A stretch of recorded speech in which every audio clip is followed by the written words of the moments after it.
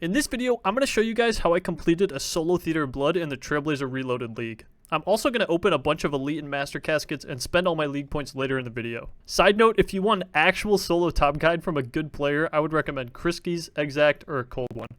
Here's our gear: full Darox, Melee Relic, Undying Retribution, and Berserker.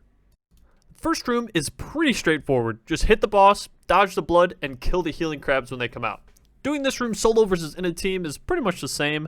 In the league, I don't have Ancients, so I can't freeze the healing crabs, but that's okay since I one-hit them anyways with the Berserker Relic.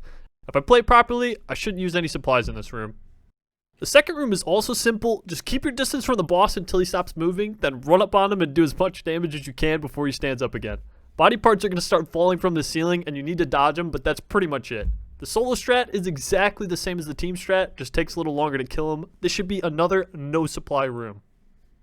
The third room is where things start to get tricky. Waves of different colored crabs come at you and the pillars supporting the room. This is basically just a big DPS check. If you don't kill the crab waves in time, the pillars fall and you get insta-killed. Things get pretty hectic towards the later waves when more crabs are coming out. Normally in a team, everyone has a dedicated combat role, but in a solo, you have to do everything. Even with the free life from the Undying Retribution Relic, I still managed to die in this room. Once you clear the waves, you're pretty much home free. You just have to take down the final boss, which is a 1v1 against a big crab that keeps switching combat styles. You can step under the boss to avoid some damage if you need to. This one is pretty straightforward. The fourth room is a bit interesting. I used the main game solo ToB strat, which is standing out of melee distance, attacking right after the boss attacks, and then stepping back. If you pray mage, you can avoid all boss damage doing this. When the energy ball comes out, there's an easy method for timing the tick eat. Just click food at the same time the boss does its second attack animation after the ball comes out. The most annoying part about this room is the maze. I had to take a screenshot of the maze, run to the portal, then run the maze based on the screenshot. I don't know what's worse, doing this or having teammates mess up the maze in a group. Hey, at least there's a method to complete it solo. The fifth room is a bit pear-shaped. Over time, the room is filled with acid that deals damage when you stand on it, so it's one big DPS check. I wanted to learn the proper main game solo strat for this room, so that's what I did. It's just a regular 4-tick melee step back cycle to start with. That part is easy. The hard part is when you run out of tiles to stand on because of the acid spread. When you get to that point, you need to maintain the 4-tick melee cycle, but instead of running away from the boss, you step under the boss and proc redemption to avoid death. Stepping under at the right time prevents the boss from throwing more acid. Not gonna lie, boys, I had a tough time getting this down. Even though the cycle is the same as stepping back, it was hard for me to identify a visual cue to get back into the cycle if I ever got out of it. The best thing I found was to use the acid ball coming out of the boss as the first tick of the cycle, and on that tick you need to be underneath the boss. Definitely easier said than done. I died here a few times, which is brutal since it's so far into the raid, but we persevered and got through it. Even with Undying Retribution for a free life and Berserker for more DPS, this is tough. Alright boys, we cleared Xarpus. I think I got the method down, I just need to get good. So Verzik is next. We have 6 doses of restore. I don't know if this is going to be possible. Verzik is the final boss of the raid. There's a lot going on in the fight, but solo is not much different than doing it in a team. The first phase is easy. Just hit the boss with the staff and hide behind the pillars. The second phase is just a 4-tick attack cycle, stepping away from the boss, but there are 2 mechanics that make P2 difficult in a solo. Number 1, every few attacks, Verzik launches a blue ball that deals an unavoidable 50 damage. In the main game, you have to tick eat this, so I did the same thing in the league. By the way, the blue ball, if you mess up the tick eat and you're not high enough health, it's just an insta-kill. So thankfully, Undying Retribution is a huge help with that. The blue ball continues for all of P2. And the second tough mechanic, at 35% health, Verzik spawns 2 red healing crabs. In the main game, it's not possible to out DPS the healing of these 2 crabs in a solo, so there's a special method to deal with that. Thankfully, in the league, we can out DPS the crab healing, so this part is not really that big of a deal. Just gotta make sure we're high enough HP to tank the blue ball or be ready to tick eat it. Oh no! Oh, well, I just died. Oh, GG, boys. GG. Alright, we made it past P2, boys. Verzik's final phase is the home stretch, and it's not too hard. Just tank properly to avoid getting melee'd and deal with all the other mechanics like the web, yellows, and energy ball normally. Blood Fury helps a ton, and with it, you honestly don't need much healing as long as you avoid major mistakes. There it is, boys. We did it.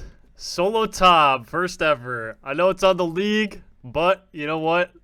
We take that. It was not as easy as I thought it was going to be, but it was also not crazy hard. I feel very accomplished right now.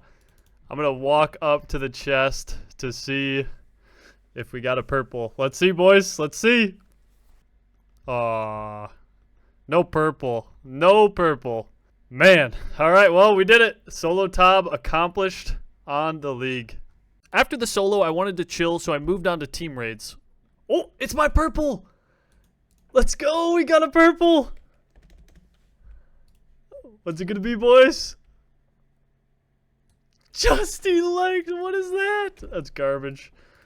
You know what? It's unique, though. So it could be worse. And 200 points. Okay, 200 league points. Not for nothing. One purple was enough for me, so I went and did some clue scrolls after that.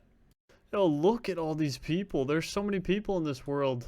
That's actually cool that it's so poppin'. How did this dragon imp get inside the Warriors Guild? What? That's crazy. I wish I could catch it.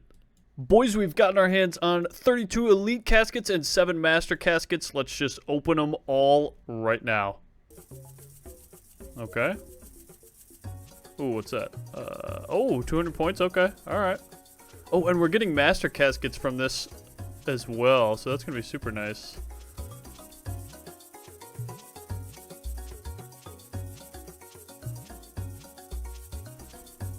$25 more to go. Oh, okay, okay, okay. What's that? Dragon Square Shield Ornament Kit, which is kind of cool. Afro.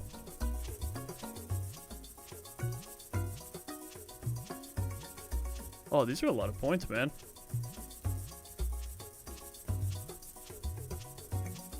Oh, big pirate hat. Let's go. Okay. It's all worth it just because of that. 30 noted brews. What is that reward? Ranger's tights. That's interesting. Top hat. Okay, we're getting loot. Oh, a lava dragon mask. Let's go. That's pretty cool as well.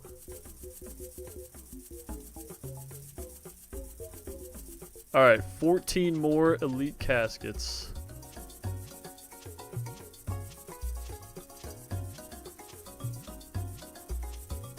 Royal Scepter, nice.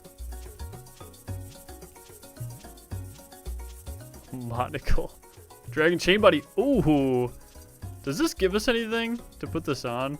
Probably not.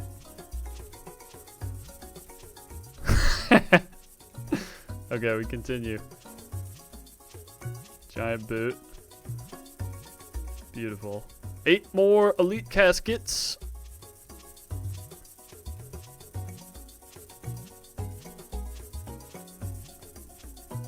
What is that? A briefcase.